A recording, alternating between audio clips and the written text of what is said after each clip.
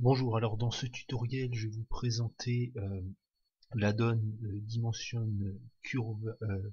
Curvea sous, c'est un nom un peu bizarre, dimension qui permet de faire des cotations en 3D directement dans Blender. Donc j'ai trouvé cet addon sur Blender Nation. Donc ici vous pouvez voir, c'est un script pour créer des dimensions dans Blender.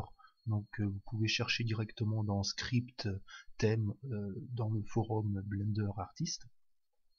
Donc comme vous pouvez le voir ici, on peut créer différents types de cotations. Je vais vous décrire ça tout de suite dans Blender. Donc ici, avec notre addon, donc l'addon, montrez ça facilement, vous savez, je pense déjà comment l'installer. Donc vous faites File, Insert Preference et Addon. Ici vous allez dans Install File, donc ça sera un fichier zip, et vous installez directement à partir du fichier zip.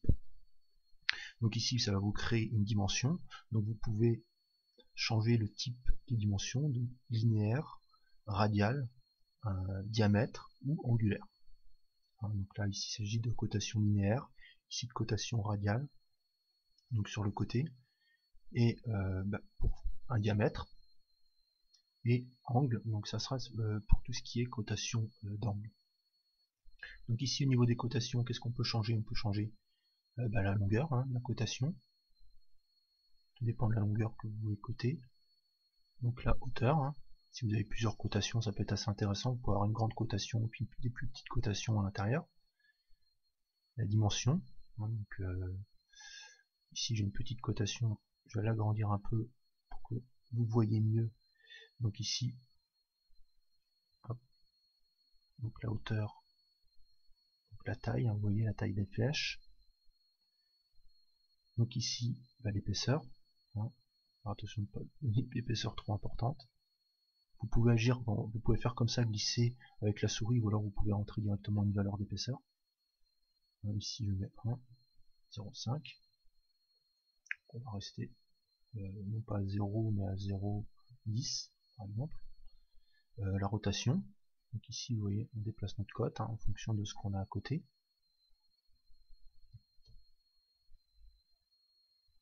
Donc au niveau du texte, la taille du texte, en fonction de où vous la prenez. La hauteur, vous pouvez placer le texte à différentes hauteurs. Et ici le rounding qui permet d'avoir une précision sur la cote. Ici c'est quand même un rounding de 0, bon ici c'est à l'unité. Et après on peut rajouter des chiffres derrière la virgule pour obtenir quelque chose de plus précis. Donc ici, si on la met au niveau du top, donc ici front, donc ici ça va suivre en fait la grille, ici ça va se mettre en hauteur, ici sur le côté droite. Très simplement, vous pouvez déplacer votre coordonnée. Donc ici c'est le type, ici elle est faite en courbe de Bézier, on peut changer en norme, vous voyez que ça donne un résultat pas forcément terrible, ou alors on peut mettre en polygone. Donc dans ces cas-là, ce sera un polygone, tout comme le cube, donc avec des points, des vertices. Mais au niveau visuel, il n'y a aucune modification. Donc ici en 3D, si on veut extruder après notre cotation, ici en auto ou en vector, je vous conseille de rester en vector.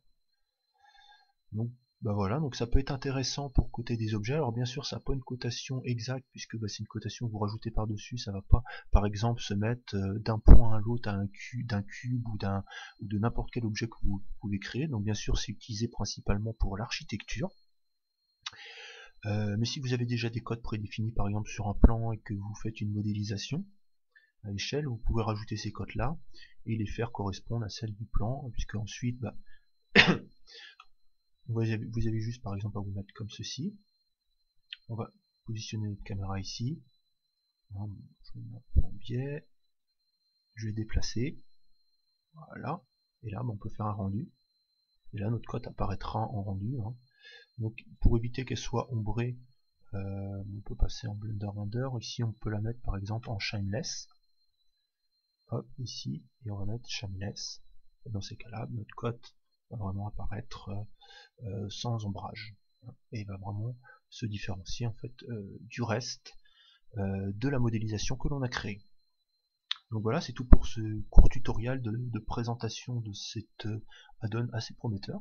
Hein, elle est assez bien, justement pour faire des cotations. Ça ajoute toujours un point en plus dans tout ce qui est l'architecture. J'avais déjà fait un tutoriel, vous pouvez regarder précédemment, sur un add-on qui permettait de réaliser des pièces, des escaliers, des portes pour l'architecture. Cet add-on là peut être rajouté justement au précédent add-on pour pouvoir faire des cotations par exemple au niveau de nos pièces, au niveau de nos portes, des escaliers, ou tout ce que vous créez avec Blender si vous êtes dans l'architecture. N'hésitez pas à laisser un commentaire en dessous de cette vidéo, et puis très bientôt pour un prochain tutoriel.